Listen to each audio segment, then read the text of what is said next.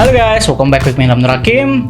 Pernah nggak sih kalian merasa kalian pernah upload video di Instagram, di YouTube, atau di TikTok, tapi kok kayaknya masih berasa kurang bagus gitu kualitas videonya? Padahal kualitas videonya tuh udah Full HD, atau bahkan udah 4K.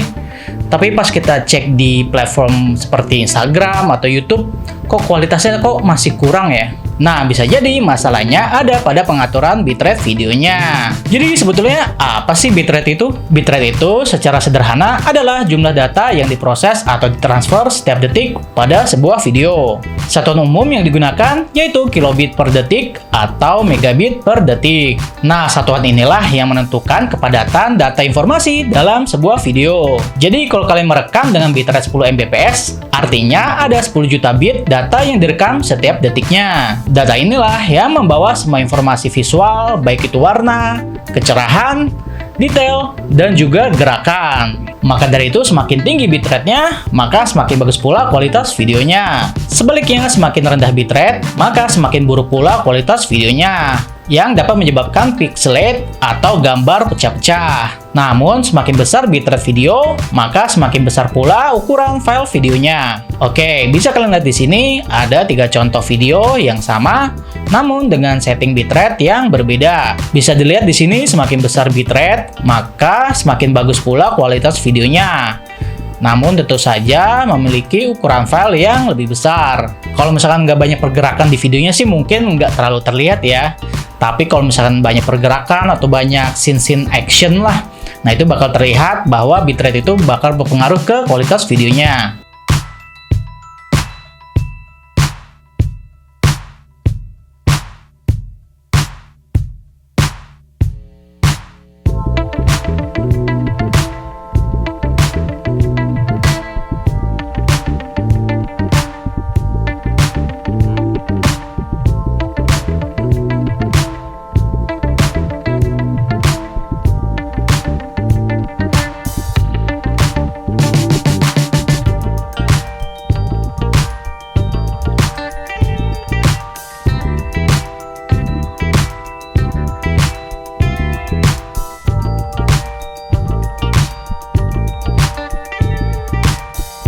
Oke, lalu bagaimana kita memilih bitrate yang tepat saat merender video?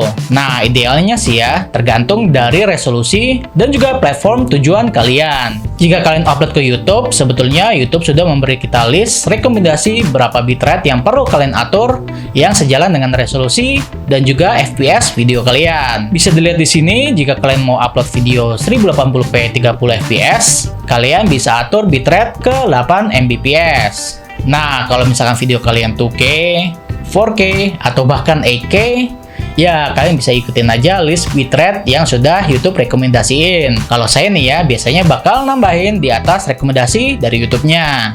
Jadi kalau misalkan YouTube rekomendasiin 12 Mbps, biasanya sih saya bakal rubah ke 15 atau 20 Mbps lah. Setidaknya saya markup, karena nantinya di YouTube itu bakal dikompres lagi.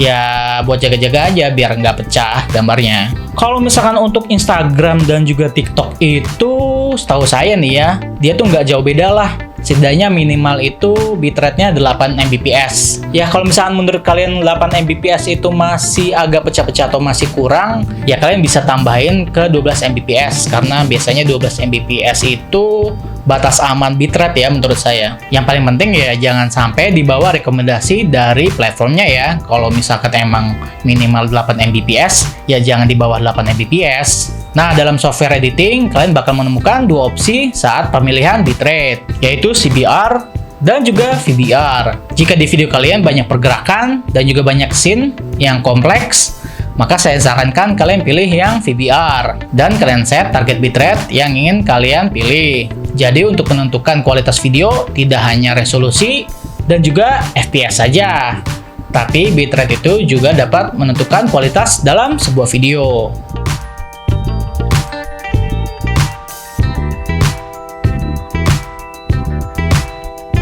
Oke, that's it. Itu saja video dari saya. Semoga informasi ini bermanfaat bagi kalian.